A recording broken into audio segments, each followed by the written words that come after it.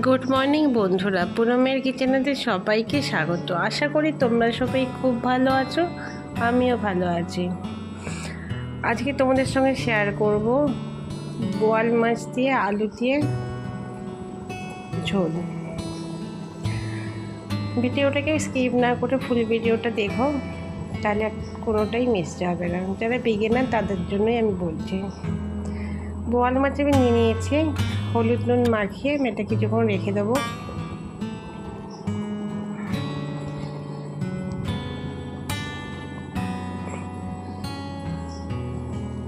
ভিডিওটা ভালো লাগলে একটা লাইক করে দিও, আর যারা নতুন বন্ধু তাদের জন্য বলছি চ্যানেলটাকে সাবস্ক্রাইব করে রেখো। যখন আমি কেমন ভিডিও ছাড়বো তাহলে তোমাদের কাছে নোটিফিকেশান চলে যাবে।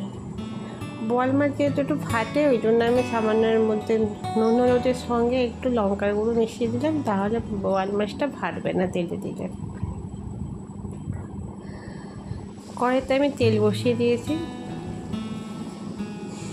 তেল গরম হয়ে গেছে। মাছগুলো এবার এক এক করে আমি ভেজে নেব।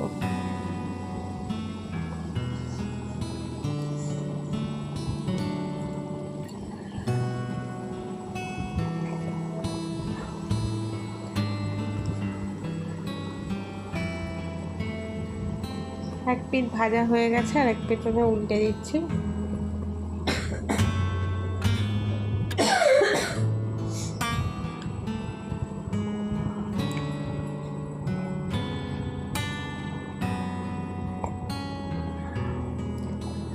খুব ইজিভাবেই আমি তোমাদের দেখাবো যে কীভাবে বোয়াল মাছ দিয়ে আলু দিয়ে ঝোলটা করে।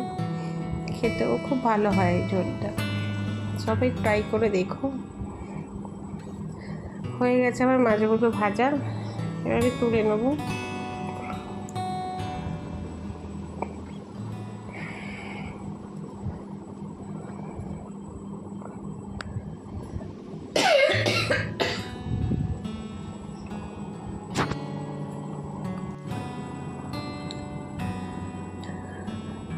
এবার তেলের মধ্যে আমি আলু দিয়ে দিয়েছি, আর এখানে একটা পেস্ট করে নিয়েছি আদা রসুন আর টমেটোর একটা পেস্ট। এবার 1 চামচ জিরে গুঁড়ো, 1 চামচ ধনে গুঁড়ো, 1 চামচ লঙ্কা গুঁড়ো দিয়ে আমি আলুটাকে ভালো করে কষিয়ে নেব।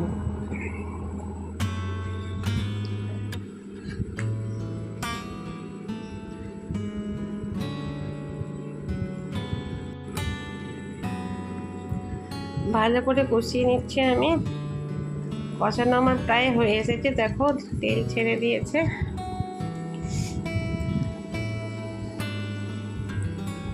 আর একটু সামান্য কষিয়ে তার মধ্যে আমি এবার জল দিয়ে দেব।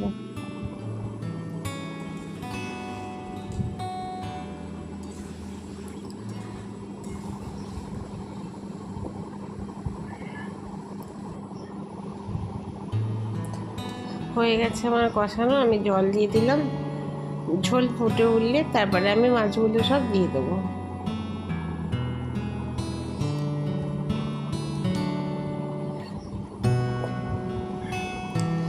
ঝোল আবার ফুটে উঠেছে, মাছগুলো আমি দিয়ে দিলাম। মাছগুলো দিয়ে কিছুক্ষণ ফুটলেই আমার বোয়াল মাছের আলু দিয়ে ঝোল রেডি হয়ে যাবে। তোমরা সকলে অবশ্যই ট্রাই করো। ভিডিওটা ভালো লাগলে একটা লাইক কমেন্ট করে দিও, আর চ্যানেলটাকে সাবস্ক্রাইব করে অনুরোধ করিল। উপর থেকে একটু ধনেপাতা আমি ছড়িয়ে দিলাম, যাতে আরও টেস্টটা বেড়ে যায়।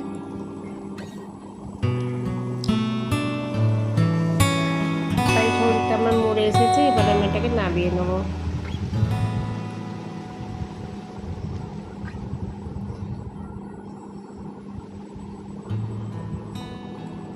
উপর থেকে একটু গরম মশলা দিয়ে দিলাম।